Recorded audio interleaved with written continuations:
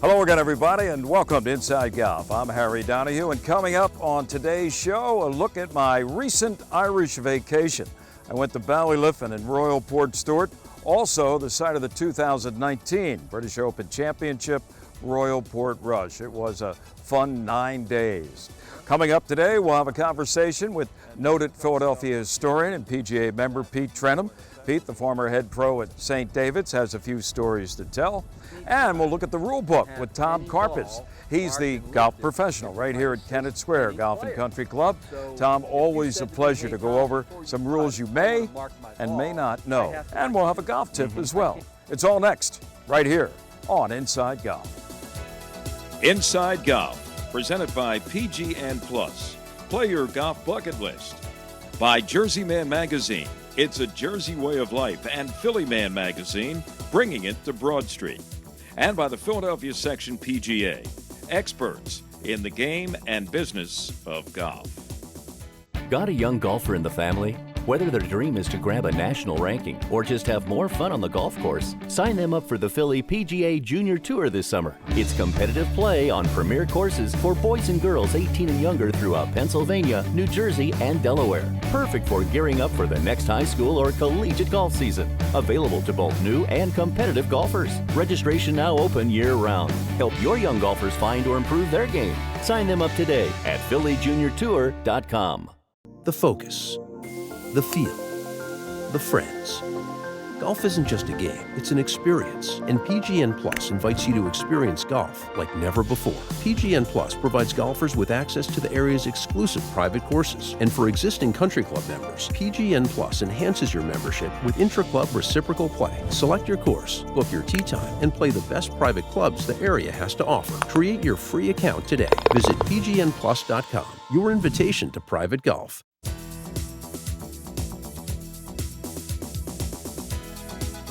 Welcome back to Inside Golf. We're at Kennett Square Golf and Country Club, and my guest is Pete Trenham.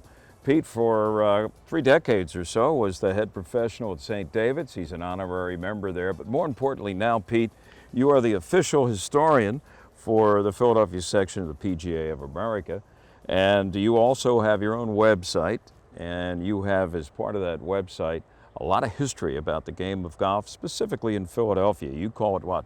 Trenham's Treasure Troves. Well, the website name is trenhamgolfhistory.org. Right. And then on the website we have different things about professional golf in Philadelphia. And Going way back. Going back to 1895. And all you have to do is just click on, and there's a new story up there every few weeks. Recently, looking at it, I'm a regular follower. A number of stories kind of pop out and say, wow, how did that happen? And one of them is in regards to a pro playing at the time, I think out of Wilmington. His name was Ed Porky Oliver, and he wasn't just a country club professional. He was one of the best professionals of his time, wasn't he? Tell us what happened, though, to him, how he got disqualified at the U.S. Open one year. Well, first of all, Ed Oliver was quite successful. His nickname was Porky because he was overweight, even by those days' standards, and even by maybe now. But other than a couple of people, he was runner-up in all the majors in the United States. The U.S. Open, the Masters, and the PGA. But anyway, in 1941, or 1940, they were playing the U.S. Open at Canterbury in Cleveland, and in those days they finished the tournament on Saturdays, and they played 36 holes, and Ed Oliver came out from lunch with some other guys, and the scorecards were on the table, but the official wasn't there, and it looked like a thunderstorm was coming up, so the 6 guys picked up their scorecards and went off in 2 threesomes, the same pairings they had in the morning, and as it turned out, Porky Oliver, when it was all done, he was tied for the lead at the end of the day. So he would have been involved in a playoff. He would have been involved in a 3-way Was playoff. Claude Harmon also part of that group?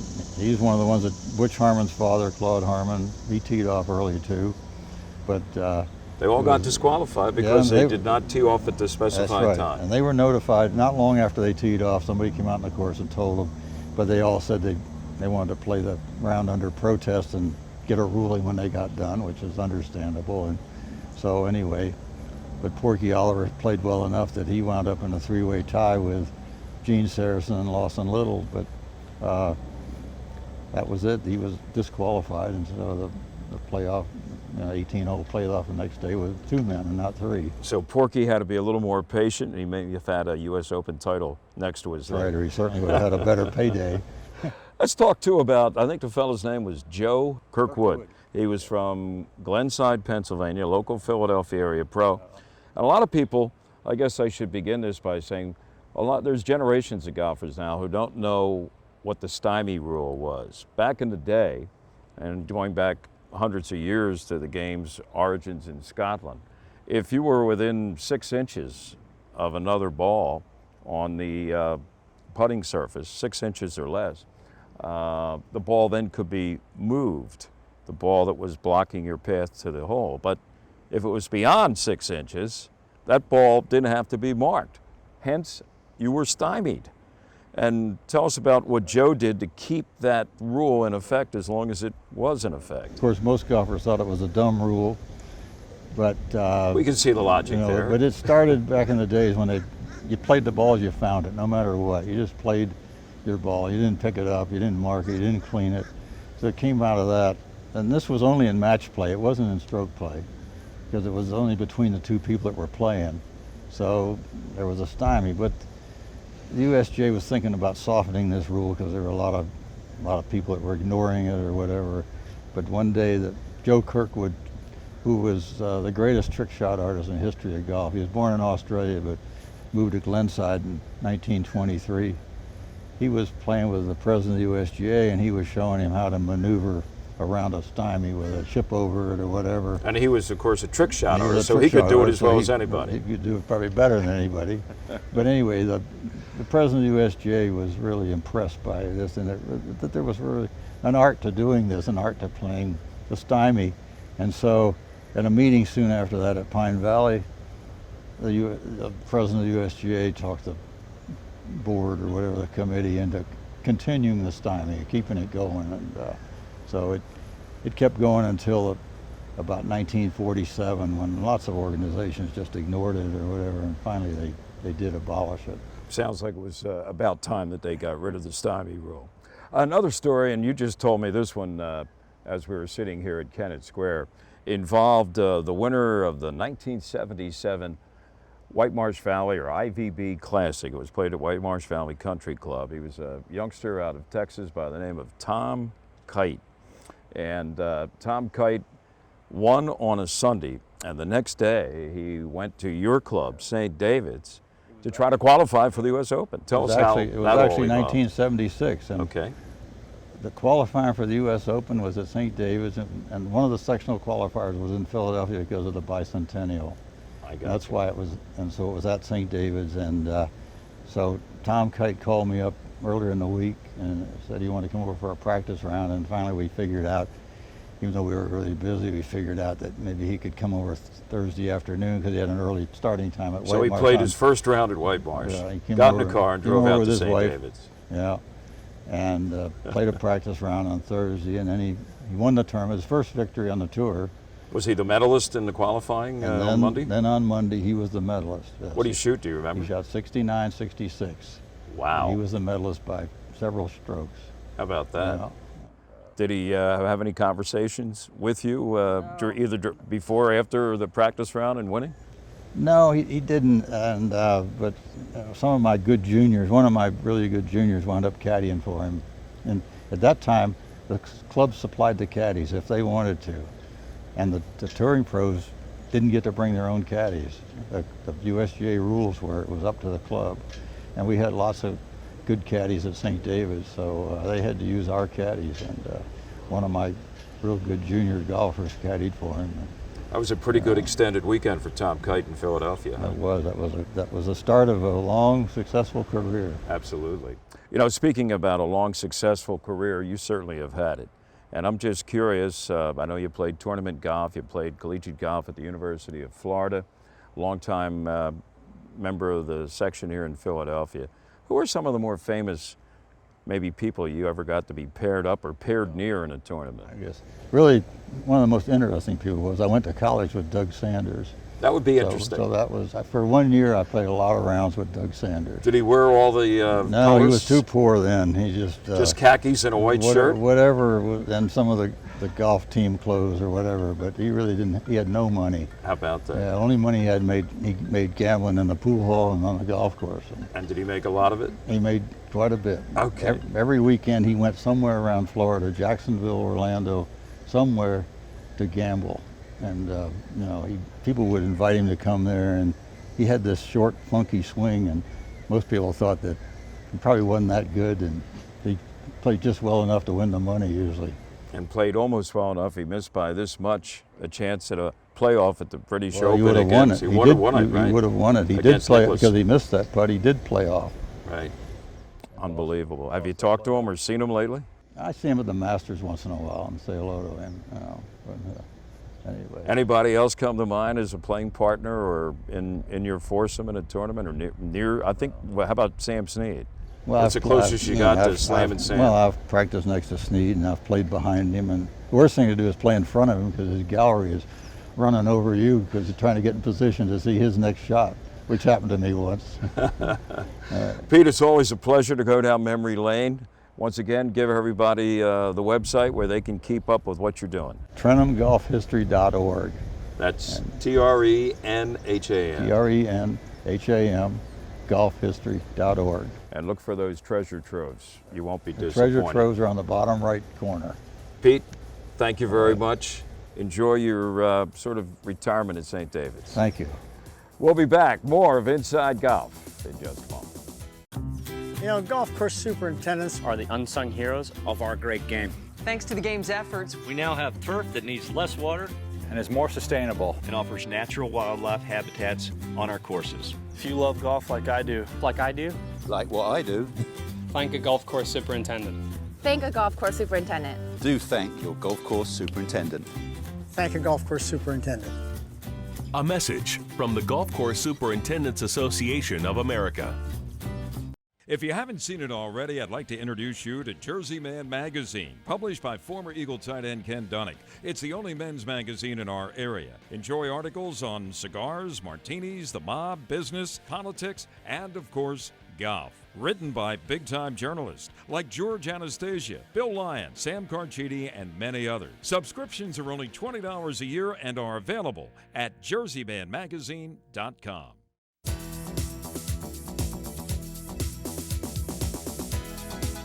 Welcome back to Inside Golf. I'm here at the Kennett Square Golf and Country Club, getting ready to take a look at where I have spent some time already in the past couple weeks across the pond in Ireland. Some great golf over there. Of course, Ballyliffin being one of them, Port Stewart and Port Rush, and Pete Trenham is still here with us.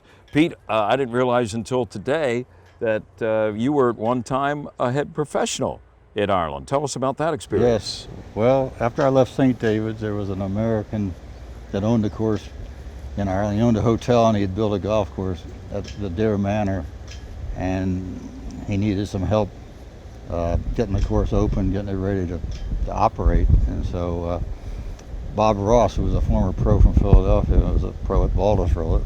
This man was a member at Baldwin. So Bob introduced me to this man, and my wife and I wound up going over there. And what part of the country was it in? It's just south of Limerick, on the eastern part of Ireland. They call it the southwest. And so we went over for 4 months and got the course open and running and all that, and hired some Irish help. What kind of a golf course? Was it a link style or Parkland? No, it was a Parkland course. It was actually the last course that Robert Trent Jones ever built. Okay. And so. Anyway. What are your fondest memories of, even though you were only there for 4 months, of Ireland and golf in Ireland? I just got to appreciate more the golf courses and the golfers in Ireland, and how much they're really into the game, and how as much or maybe more than we are, and how they play fast, and a lot of them play alternate shots. Right. They don't play, and also the thing they do over there, I think that's most interesting, or really interesting, is with their handicaps. They only play 4 or 5 rounds a year for their handicap. The rest of the time, They just play points. It's called competition. Yeah, and if they're making a 7 on a hole, they just pick up, or a 6. If they can't make a point, towards their Stableford or whatever it is. That's what it is. I found that they played the competition maybe only once or twice a week, and those were the only scores that actually went toward your handicap. The rest of the time when you were playing, it was like recreational golf. That's right. And we don't, of course, here in the States, every round counts. That's right. And so everybody thinks they got to putt out. Right. They got to have a score on the hole. Maybe that's what we should consider. When people came in from playing, I'd say, "How did you do?" And they'd say, "Oh, I did great. I was +2." Right. You never got a score out of anybody, It's all in that Stableford system. Well, I found that and a lot more on my recent trip. I was primarily along the northern coast, both on the west side and on the east side. No matter where I went, I saw some beautiful golf courses. My trip began on Ireland's northwest coast in County Donegal. Along the Atlantic shoreline, nestled in the adjacent farmland, lies the Ballyliffin Golf Club. It was founded in 1947. Ballyliffin consists of 2 true links courses, the Old Course and the Glashedy Course. It gets its name from the rock formation that's just off the shoreline in the Atlantic and within sight of several holes on both courses. My traveling partners were Mike Higgins from Aronimink Country Club and Bill Tierney from Lanark. Mike was actually born in County Mayo, came to the States with his family at the age of 5. He and Bill have made frequent visits to Ireland, and one of their favorite stops is Ballyliffin. We found out that other frequent visitors to Ballyliffin have been 6-time major winner Sir Nick Faldo and the world's #1 player, Rory McIlroy. Rory, in fact, set the course record at Glashedy of 64 as a teenager in 2006. Part of the charm of Ballyliffin golf is the people you'll meet. People like Mary McGegan. Mary has caddied for Bill Tierney on his frequent visits. Ballyliffin may be as picturesque a golf course that I've ever seen. No matter where you are, it seems the views of land and sea are exceptional. So much so that it's hard at times to concentrate on hitting that little white ball. Our host was the general manager of Ballyliffin, John Farron. Well, we pride ourselves here in Ballyliffin that we have the warmest welcome in golf, true Irish hospitality, and probably 2 of the finest links courses in the world, but under one roof. So you can come here and stay for a week and you're playing a different golf course every day. We do get a gentle breeze off the sea. You can see us here behind us, but that adds the variety and the shot making. So every day is different here in Ballyliffin, and we know you're relishing, because as we say here in Ballyliffin, if you've been once, you will be back. And as I say, it's tough to keep your eye on the ball when you look around you here at all the sights. Spectacular scenery. Absolutely, John. Thanks for your hospitality. Thank you very much. The charm of the Ballyliffin links, and for that matter of links courses that I visited at Royal Port Stewart and Royal Port Rush, is the roly-poly nature of the firm and in many cases spacious fairways. Add to that the major elevation changes, such as the par 3 6th hole on Ballyliffin's Glashedy course, where the tee box rests almost 100 feet above the putting surface below. Just a short ride up the coast from Ballyliffin is the northerly point of Ireland, Malin Head. The panoramic views are breathtaking as you look southeast back towards Ballyliffin, and then due east at the expansive Atlantic Ocean. Malin Head is a must-see stop to complement your golf experience on Ireland's northerly coast. My next stop was in Northern Ireland at Royal Port Rush. It's home to Darren Clarke and Graham McDowell. This links gem is scheduled to host the Open Championship in 2019. Like Ballyliffin, Port Rush offers scenic seaside vistas, a variety of shot making, and depending on the weather, a chance to go low or high. A featured attraction at Port Rush's 17th hole is what I consider to be one of the most famous bunkers in the world. They call it Big Nelly. And if there's a steeper bunker face anywhere, I've yet to see it. Nor do I want to. Something else to consider about golf in Ireland is that despite the time of year you play, you may experience all 4 seasons in a single round. That's part of the lure. And who knows, after a short shower, the sun will emerge. And Maybe if you're lucky, you'll see a rainbow in the sky with a leprechaun and a pot of gold, an Irish memory you'll cherish for a lifetime. The focus, the feel, the friends. Golf isn't just a game, it's an experience, and PGN Plus invites you to experience golf like never before.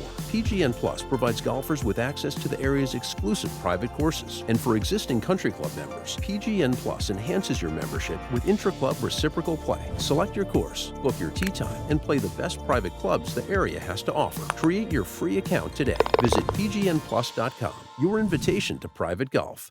Bad news is I incur a two-stroke penalty. Now, if I played from off the putting green. Well, how about that little trick shot? It's How pretty about good that on a shot? pool table. Awesome. But what about on golf? We'll find out. Harry Donahue and Tom Karpus, Kennett Square Golf and Country Club host professional, rules impresario. But what about the rule that applies what you just did? Wasn't that a great shot, by the way? It was, but did it count? Well, here's the deal. We have two rules in play here. That was your ball at rest near the hole, and that was my ball that struck it and went in. Right. All right, so now we have to look at what form of play are we playing. Let's say we're playing stroke play. In a stroke play event, if my ball, it depends on where I played the stroke from. In this case, I played it from the putting green. So if my ball were to strike another ball on the putting green, I incur a two-stroke penalty and I play it as it lies. So good news, bad news. Good news is my ball's hold. Bad news is I incur a two-stroke penalty. Now if I played from off the putting green, no problem. My ball's hold and there's no penalty. So it depends on where I made the stroke from. Now in both cases, do I have to replace my ball? Yes, in either form of play, your ball gets put back. Now the best part of this is you and I were playing match play, and then it doesn't matter where I make the stroke from. My ball is played as it lies, you replace your ball, and there's no penalty to either one of us. So even if you were on the putting surface, you can hit your opponent's ball without a penalty. That's a fact. Most people probably don't know. No, you could win an adult beverage on that one, I guarantee maybe you. one or two. How about that? Well now, is it, shall we say, golf etiquette for me to go up and say, Tom, do you want me to mark that ball? Who should ask, or who does it on their own? Does the competitor ask, or does the opponent say, let me mark that? Well, it's a great question, because in Rule 22, we get into the ball interfering with their assisting play, that any player at any time can have any ball marked and lifted if it might assist any player. So if you said to me, hey Tom, before you putt, I want to mark my ball, I have to let you do it. I can't say, Harry, leave your ball there. No, you're entitled to mark it, and I have to let you do it. Have you ever seen, you've done Ryder Cups as a rules official, have you ever seen on the putting surface a U.S. player hit an opponent's ball and it goes in? No, as far as I know, on record, this is the first time in history that it ever happened. It never happened. Unbelievable. So it pays, as Tom says, to know golf rules. Up next is Better Golf, presented by Lincoln Motor Company. Quick tips to improve your game. Hi, it's John Rudolph, head golf professional at Fieldstone Golf Club in Wilmington, Delaware. I want to help you today with your iron play. For those of you who don't already know, we need that iron shot to be moving down into the golf ball. We need that club head working down into it. So therefore, we need to work on the lowest point that club head's going to reach. We need to make sure that the lowest point the club head reaches is in front of the golf ball. So the first thing that we need to do is we need to make sure that we're playing the ball in the correct location. For our mid irons and our short irons, we're going to play that golf ball more in the middle of our stance. If we were to play it more forward, that would make it more difficult for me to have a low point for the golf club that's in front of the ball. So a couple things we need in place besides the ball position is we need a good weight transfer. If I were to swing the golf club and have my weight back on my right side, you can see that the club's going to reach a low point, or it's more likely to reach a low point near my right foot, which would be well behind where I'm going to play this golf ball. The second thing that we need to do is we need to make sure that we release our hands at the proper time. A lot of players release the hands early. And when we release the hands early, that's also going to be a factor that gives us a low point for the golf club that's behind the ball. We're going to hit a lot of poor shots. So a nice drill that we can do to help us with that. We can take the golf club, flip it around, We're going to set up as if we were going to imagine hitting a baseball. We're going to take a step, and we're also going to delay the release of our hands and try and hear a whooshing noise over the left side of our body, right out in front of our left foot. And that combines the weight transfer with delaying the release of our hands. We'll see how it works.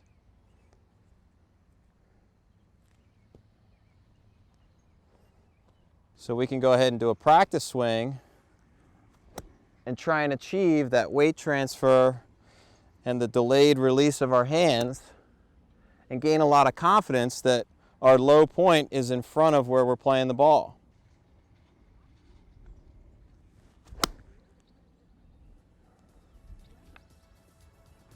And a pretty good result. It felt like I hit the center of the club face. I hope this helps you play better golf.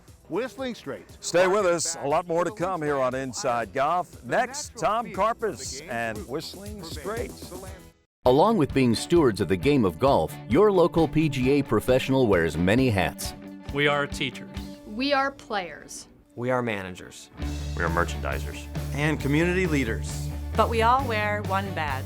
PGA professionals are well-trained experts who work hard to share the joy of golf with our neighbors for over 90 years. To find your local PGA professional, visit phillypga.com. Brought to you by the Philadelphia section of the PGA. We are the experts in the game and business of golf. And again, playing his second shot. Yeah.